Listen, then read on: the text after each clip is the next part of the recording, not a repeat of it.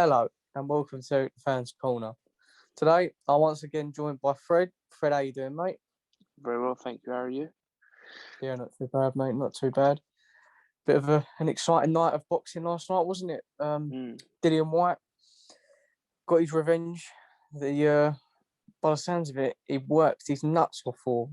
I don't know if you heard, but he was saying, I think it was an interview with IFL and he was saying that he hasn't seen his family for a straight year. He's missed Christmas with them just to be out in Portugal to train for this fight. He's not even seen his kid, his newborn kid. He's not in his 4 months old. He's not seen him. He's just FaceTimed him, etc. So that just shows how much that means to him. Yeah, well, I saw an interview with his two trainers. I can't remember their name. I think one's Xavier. I can't remember the other one's name. And they said they haven't seen. One of them hasn't been home for 9 months because he's been in Portugal for all that time, and the other one hasn't seen his family in like 5 months. So it's not even just Dillian himself; it's his whole camp has pretty much been summoned to Portugal for all this time, and finally got there. Just deserves. 100%. I mean, watching that fight last night, he was a class above Povetkin. What's next for Povetkin? I'm guessing retirement after Whyte knocks him out in the fourth. You could see it was going to that match when Povetkin went down. Yeah, well, when you kind of watched the first fight, you could see little Dillian was already another level, 100%. He just made a silly mistake. Yeah, mistake, crazy uppercut, caught him, and he put it to sleep. So it was kind of like, yeah, it really was. So when you kind of saw that, you was like, he's got to win this, because even if he kind of does get caught, you'd hope that it wouldn't be anything like what he got caught with last time out. So he did that and then managed to kind of come home with a victory. But yeah, his Povetkin's career, you can't really see much else for him there. He's 41 years old now. Never won a world. Has he ever? He hasn't won a world title, has he? I think he's won a world title, but he's just been up there challenging for the world titles. He might have won it. I don't know. I don't think. Well, he wouldn't get up there anymore, would he? No, he wouldn't win a world title at this stage in his career. He's well and truly. Yeah. I think it's curtains for him because you can't be fighting like this for 41 years old.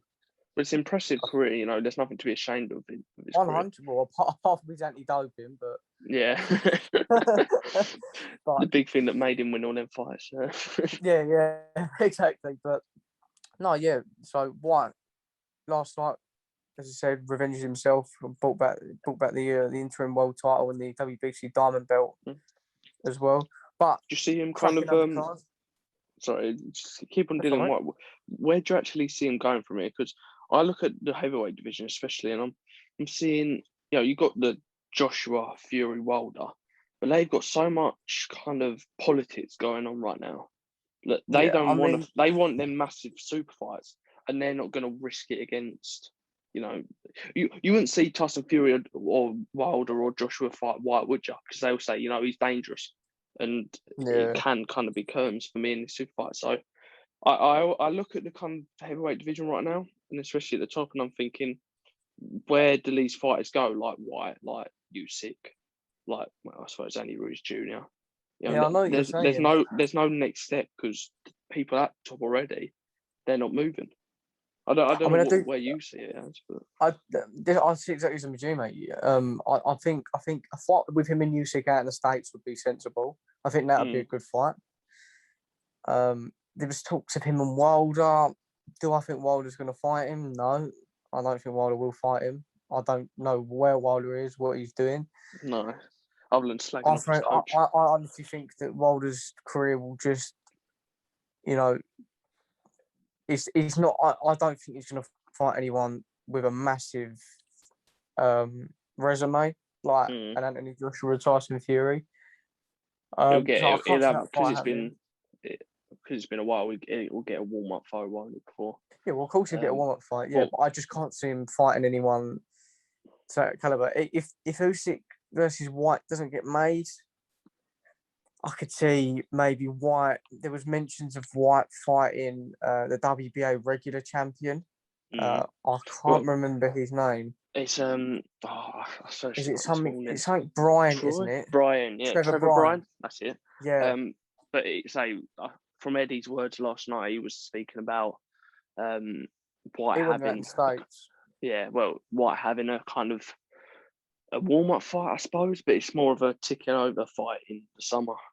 I reckon he'll fight someone like Carlos Takam, someone who's not world level, but can give him a decent fight, a decent event. You don't want to see someone Dillian Whyte with someone like a journeyman, do you? Do you know what I mean? No, I know it's not there's no happen, point. It's a bit like I don't who's Ruiz Jr.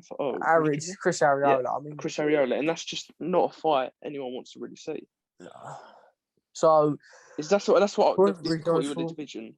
It's like the politics going on. No one wants to fight the best, so they just fight these kind of lower level fighters. And for us fans, it's painful. This is the thing that didn't happen back in the late Marvin Hagler. The Sugar Ray, they fought each other. Was not. They didn't care about the money. They just wanted to fight because they were fighters. I'm not saying this group of boxers are not fighters, but as you've touched, there's so much politics involved, and it's a joke. And that's where I feel like the lightweights benefit from. They have that less exposure to the mainstream media and the mainstream business side. You do see, as we saw the other week, Chocolatito versus Estrada fight each other. Rung Visai fight all of them. You've got all these great kind of fighters fighting each other constantly. It's almost, if in heavyweight terms, what Chocolatito and Estrada and Rung Visai are doing is what kind of Fury, Wilder and Joshua should be doing at their weight, fighting each other constantly at their best. But it's a sad kind of future when you look at it, thinking that these fights aren't going to happen, and if they do, it's going to be strung over how many years? Like 3 or 4 years. So their career's nearly over by the time Wilder fights Joshua, which will, I assume, be after 2 rematches, or a rematch between Fury and Joshua. We're talking when, I don't know how Wilder is, but we're talking when Joshua's 35, and it's just it's a waste, and that's where I kind of think why it isn't going to have that opportunity right now. Yeah, I mean, we shall say he's the interim and he's the mandatory, but how long's he been mandatory? Like that doesn't mean anything, does it? He's been mandatory for seems like 10 years now. Do you know what I mean? So I do feel sorry for Whyte. I do feel sorry, and he deserves a crack at the title. But as you said, it's not going to be for a long time, and that's upsetting, really, isn't it? She's dedicated to sport. Yeah, how would you rate Whyte? As in, like, with the other heavyweight contenders, do you see him as good as Wilder and that, or do you kind of think? I wouldn't class him as a top heavyweight like a Joshua or Fury, but I could see him beating. I could see him beating Wilder. I think he'd beat Wilder. Well, I think he caused Fury a lot of problems, as much as people might kind of laugh. He caused them problems, but it would be interesting, actually, thinking about that. Yeah, it would be interesting to see Whyte versus Fury as well, because, as you said, he will cause him problems because he's always coming at you. He's quite an intelligent fighter, Dillian Whyte. So it would be interesting to see. But I personally think he does beat Wilder. But as I said, he's not top level, but he is. He will if he gets the chance, he will hold a world title. I'm certain of that. But what about you? Where do you rank him within the heavyweights? It's difficult because, obviously with heavyweight boxing, I just thought Ruiz Jr. was the undisputed heavyweight champion, and is he really at that level? In my opinion, not, because he's not at the level of the Fury, Joshua and Wilder's, even though he did beat Joshua. But you know what I mean.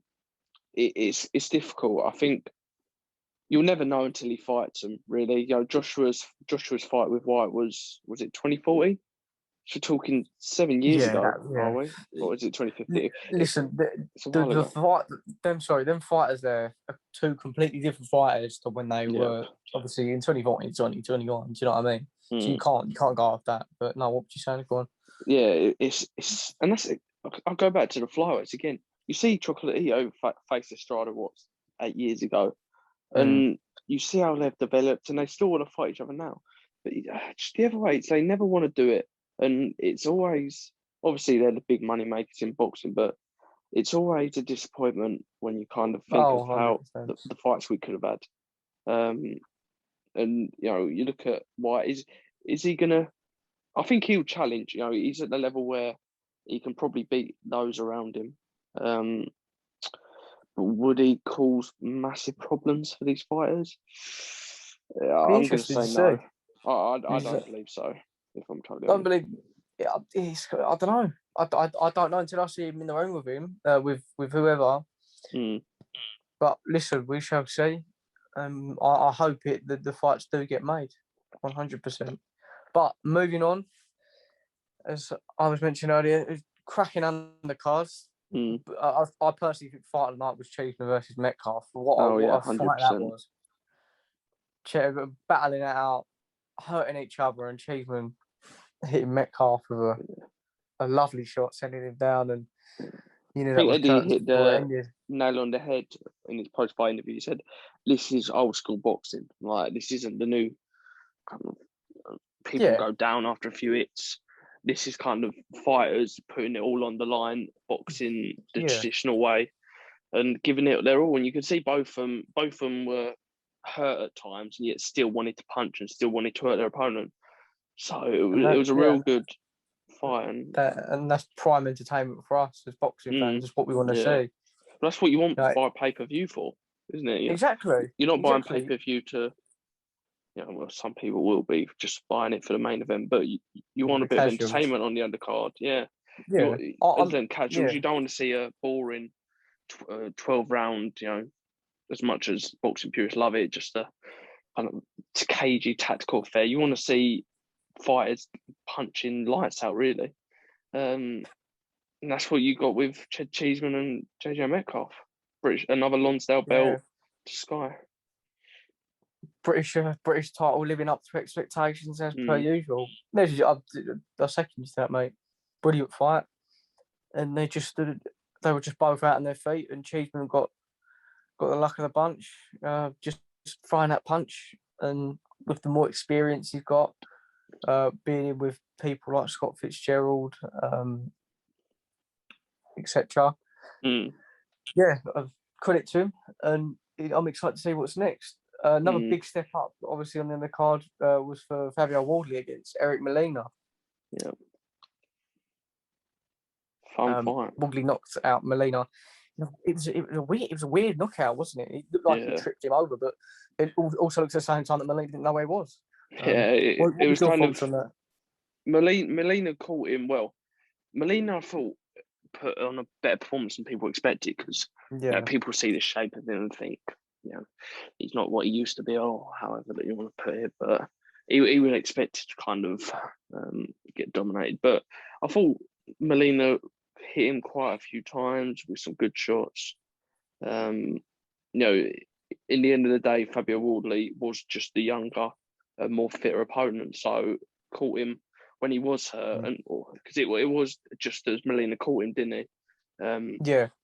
Wardley managed to come back and throw. What was it? Is it the left jab he threw to kind of knock him down? And then it was a bit of a trip at the end of it, which was a bit controversial. But it's boxing; the contact's expected. You did get the feeling that any time Molina went down, he wasn't coming up. Like, he just didn't look fit enough to kind of. He looked tired. He was down, and he had he had the check signs in his eyes, and he was like, I'm getting my money now. I must have just stayed down. But credit to him, he gave Wardley an experience that Wardley will now learn on, and him, even though it's not a great thing he got hit with a shot, but Molina's giving boxing, saying especially at heavyweights. yeah, exactly. I mean, Molina's giving him a lesson that, you know, need to, even with the least expected of opponents that you don't think that's going to hit you hard. Oh, he's been hit and he can learn from that, and he knows what it's like to be hurt. I don't know how hurt he was. It looked like he was quite hurt. So It showed that he had a bit of a chin on him, I thought. Yeah, as much it's learning. It's learning, isn't it? It's definitely all day. But another great but weird fight. But also Chris Kongo lost his WBO global title to McKinson. That was just a 50-50 fight, and McKinson edged it at the end. I think the knockdown decided that fight, to be honest with you, mate. Yeah. I think that was a vital piece within the fight. He started well, McKinson, didn't he? Yeah, he did. He come out of the blocks fast, rapid. I thought I was a bit disappointed. I mean, I say disappointed, Joe. I thought he fought a bit dirty at times, McKinson. And, you know, you could say that he kind of did that to bully him around and win, but I felt like some of the stuff, you know, the grappling, there was a lot. It was a bit messy during the first half of the fight. But it went in his favour. To be fair, you know, it worked for him. He got them early rounds. Got them knocked down. Yeah, and managed to get the win. But I was impressed on the whole by both fighters, if I'm totally honest. Neither one I thought went down without a fight. And I know Kongo will be back. And McKinson can kind of challenge further up the domestic weights. Yeah, as you said, before going into the fight, McKinson said that Kongo was the best. Is it?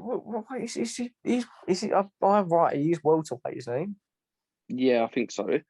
Yeah. So yeah, he was welterweight, and the other one was. I'm just double checking. Yeah. So he said I think he was saying he's one of the best British welterweights out there at the moment. McKinson said after the post fight interview. I mean, who else is there really? You got obviously Conor Benn and Josh Kelly. Yeah, but they're not. To me, they're not British level fighters, are they? No. They're Conor Benn arguably level, I'd say. Yeah. So you got them, and then, well, who else is there really? I mean, Cheeseman and Metcalfe are just super well weighed, so yeah. But there's some decent bit of talent. There's decent bit of talent at that weight. especially with English talent. You know, you've got a lot of Tony Sims just got Cheeseman, Conor Benn, just to name a few. But yeah, no, brilliant performance from McKinson, and it'll be exciting to see where he goes next. Also, Campbell Hatton won his pro debut. Was you impressed with his performance? On the whole, it might sound harsh, but no. There was nothing that really stood out. Yeah, I thought his stance looked good and his boxing technique was, you know, of a professional quality. But when you kind of was watching it, he didn't look deadly. I wouldn't say that about him. He kind of he did the job, and you know, at the end he got a bit tired, but he wasn't shining. That's what I'd probably say. Obviously, he's still young and he's still got time to work on it. And I'm sure he will eventually get to that level. But for a first fight, I'm sure he'll be happy, but there's still a lot to do. Yeah, I'll second you to that, mate. I didn't see anything massively impressive, but it's his first fight. You can't really judge off too much of that. So, just got to see what he's like. He'll be out May the 1st, I believe, on the Chisora Park undercard. So, maybe see a bit more of him then. Yeah. So, yeah, but nevertheless, got the win. And got his pro debut off to a great start. Yeah. Nick Webb also upsetting Pfeiffer, round 2 KO. That was a shock. I remember watching it and thinking Nick Webb was just going at him, and I'm thinking Nick Webb could do this, and he did it, and he took Pfeiffer's unbeaten record away from him. Yeah, so that was a shock. I know you were saying that did he get the opportunity, Pfeiffer, because he was helping out Dillian in camp? Yeah, so nobody wanted to fight Pfeiffer, I believe. And I was watching an interview with Dillian. They will now. Yeah. And I was watching an interview with Dillian Whyte, and Dillian Whyte was out of Portugal, and I think Pfeiffer was his sparring partner, and he was saying no one wanted to fight him, and the fact that he'd helped that Dillian Whyte in his camp, he got into contact, and he was like, I'm going to get you a fight for for helping me out in this such long camp out in Portugal, not even seeing your family, etc. Yeah. So we got him on the card, and didn't go to plan, but it's Dave Allen's resume just gets better and better. yeah, exactly. Yeah. But Nick Webb's a good level opponent, wasn't he? Yeah, he was actually. Yeah. Back in relevancy. But Nick Webb's a good opponent. People have written him off. He won the Ultimate Boxer. Yeah, he won the Ultimate Boxer as well, which as much as it's a bit of a amateur stuff, but it's still a good kind of pedigree to post your name onto. So he's definitely up there with him. He's not a pushover, is he? No. And that kind of, I kind of think, Dave Allen must have been obviously Dave Allen was a decent fighter to get to where he was, but everyone didn't really think too much of him. But looking back at it now, what Nick Webb was like, seeing what Allen did makes you think, Allen probably was a bit expected, but nevertheless, just not about Dave Allen, about Nick Webb. I'll tell you who I could see Nick Webb fighting next.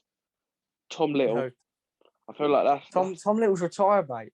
Is he? Oh. Yeah, Tom Little hung up his gloves. I was getting my matchmaking brain up, and I was just thinking, who's kind of the British, not banter level. No, but, mate, he's gone. That's a shame. When he lost Alan Babbage. Oh, yeah. Babbage put him away.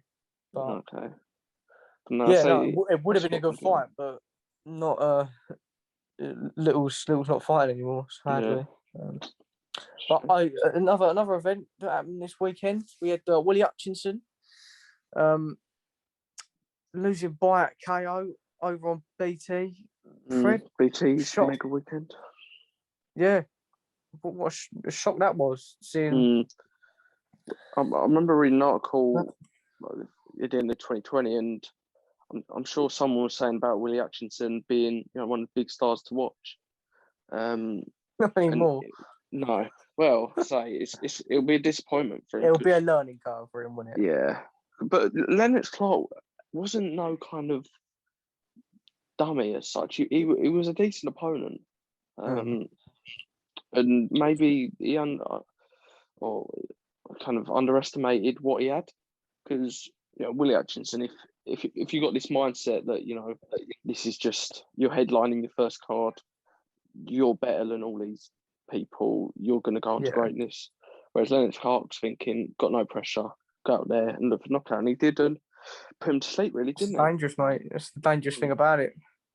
But on the whole, kind of, I don't know whether you want to touch on both of their events, but BT Sport, I can't say I was impressed with the fight nights. I know they had a bit of trouble with Maxwell and his Brown, which was meant to be a good fight, but they didn't really have... I wasn't impressed. I'll be honest with you, mate. That's why I watched the Whyte fight.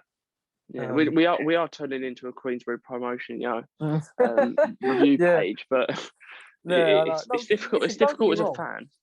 Don't get me wrong. Frank Warren's got some brilliant young talent, but it just doesn't come close to Matchroom at the moment. Matchroom are putting on these super fights. Don't get me wrong. Yeah, Zach Parker was the one on Friday.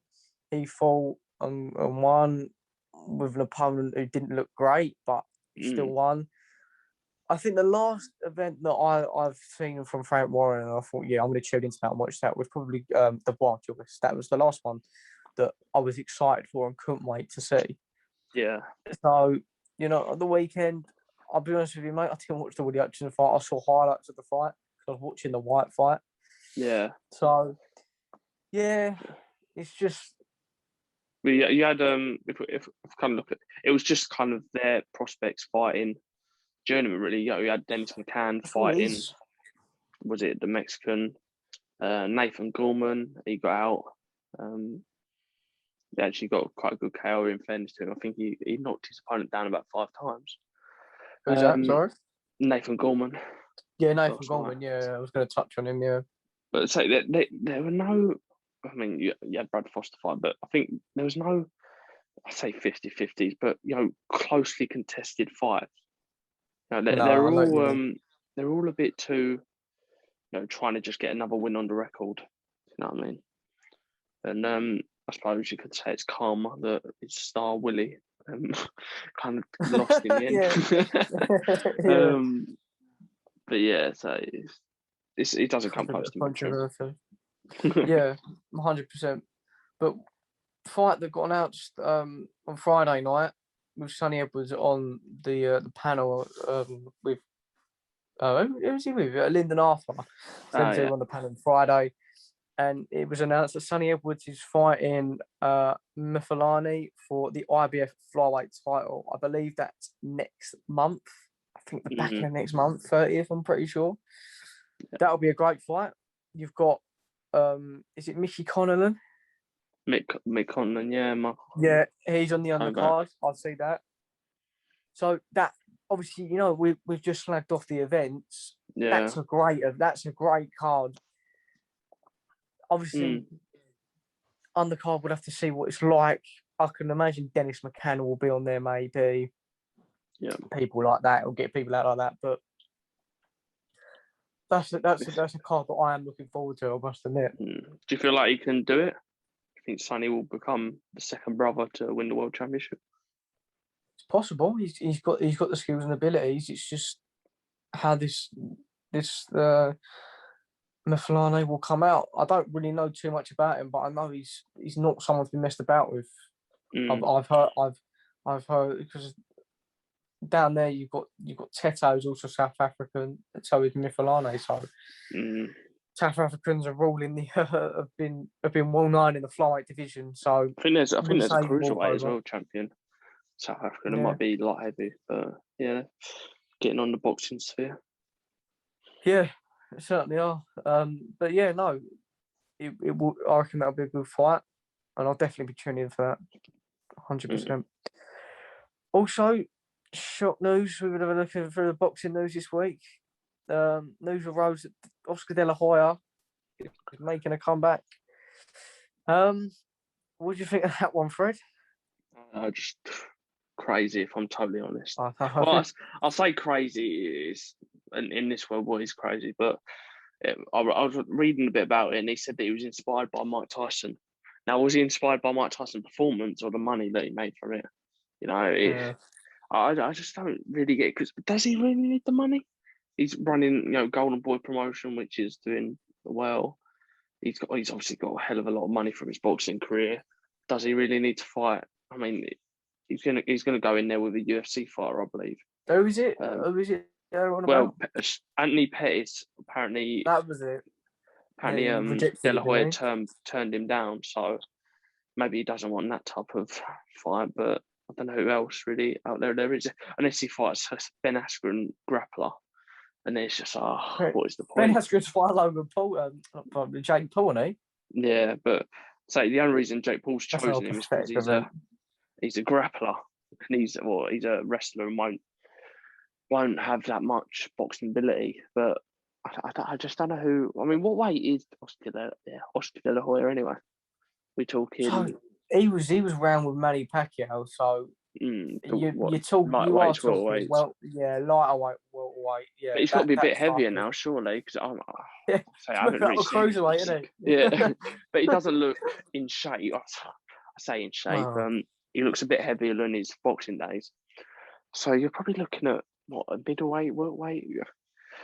I just don't see who's out there that one would sell. Well, I mean, it's going to sell pay-per-views because it's still La Hoya, but. Would it be an entertaining fight? I mean, that's the only next thing you have, and a 48-year-old De La Hoya versus. I mean, even if it was Showtime Pettis, I just don't see the fun in that. I've said my opinion. I've voiced my opinions loudly on stuff like this. I think it's a joke to boxing. Stuff like Jake Paul and Ben Askren, and you've got people who are training their absolute nuts off to fight on your call shows, right? Working as an electrician, for instance, like a part-time boxer and part-time electrician, and they're working their absolute nuts off making so many sacrifices, and then you've just got, and they probably won't even make a quarter of what Jake Paul or Logan Paul, whatever one, will make off of one fight in their whole career. Yet Jake Paul just walks onto the stage. Yeah, I'll fight him. It's like why would it frustrates me that people they allow. It's just so many people are so money grabbing in this in the boxing community, and it ruins the sport. Yeah, and what I mean, I understand it from a business point of view because it earns a lot of money for the promotions. But the thing that gets me is that they say, "Oh, it's good for boxing." You're getting all these eyes on boxing. Well, not really. You're getting all these eyes on influencers boxing. That's all they want to see. Yeah. They want to see their favourite creator. So when people see these fighters or these influencers are making a hell of a lot more than my boxing promotions, Frank won't want to see that and go, why would I keep on putting on, so many boxing events with all these, low-key fighters when I can just get, I don't know, KSI to fight on one of my cards and make double what I've made in a year. You know what I mean? So I know. It's stupid, mate. It shouldn't be like that. If anything, the money's going away from the boxers and into kind of these influencers more. The YouTube community. Yeah, and for boxing, it's just a slippery slope for me. I just don't think there any end. I just don't agree with it, mate. I just don't agree with it at all. It's stupid. It's stupid. Yeah. So this Saturday, you've got Herring versus Frampton for the WBO super featherweight title out in Dubai. Firstly, I want to ask you about IFL TV potentially they are taking coverage of the fight instead of BT, who were meant to be taking the coverage of the fight. Firstly, what do you think of that? And then obviously, who wins the fight? Well, I think with the IFL stuff, it's a bit strange. You've got BT as the main broadcaster for Frank Ron shows, and obviously originally it was meant to be on BT in America, and then suddenly it's on IFL. It come with the scheduling of the bout. I can't remember. Did you know the original reason for the postponement? I can't remember it. I think. Okay. I mean, you could kind of theorise that, it was a fake injury and something else had happened. But yeah, so I'm looking forward to seeing how it is because I've watched a few of the IFL events on, the MTK shows on YouTube. And they do look good. Obviously, they're using Top Rank's kind of structure. But they are quite good. And, as much as there might be something going on, YouTube on free-to-air boxing or free-to-air channels like YouTube is great for the sport, especially for the amount of views that it could be able to get in. So, I'm looking forward to it. Frampton, is it his last time, you reckon, to kind of get that world title? And I think it's his last shot. It feels like he's been around forever, to be honest with you. Will he do it? I don't think so, personally. Well, both of them are quite old. Herring's 35, only taken 2 losses. But he's got quite a good few wins on his record. Frampton, was his last loss the Josh Warrington one? Must have been, yeah. Yeah, and Frampton is a bit young, or 1 year younger than Herring, so they're both at the same stage of their career. And you saw against Warrington, he did kind of get outclassed a bit. Not massively, but there was a kind of bit of a gap between the two. So hopefully he'll go into his fight. No, I think he'll be confident. Will he actually come out the fight with a win? I'll probably say yes. I think he will. But I don't think it's going to be... Yeah, I think Frampton will just do it. But I don't think there's any kind of much future after this. I think either he will vacate or defend it against a bunch of bums, really. I mean, you touched on for the age of them. It's to me, obviously, I did say Herring would. I think Herring would win it, but thinking back at it now, you've said about Frampton and what he's done, and you don't know if Frampton's washed out yet. So it's a 50-50 fight. You don't know what's going to happen. If I had to put my money on it, I probably would pick Herring, looking at his record, etc. Yeah, so, Herring's fought quite a lot of decent fights. He's not fought anyone very good level, it kind of looks like. But he's fought decent opponent after decent opponent. And that should put him in good stead. We shall see if Frampton can take the WBO title back to Northern Ireland. But that's all we've got time for today. I want to thank Fred for coming onto the podcast once again. And I want to thank you, fight fans, for listening as well. And we will catch you next time.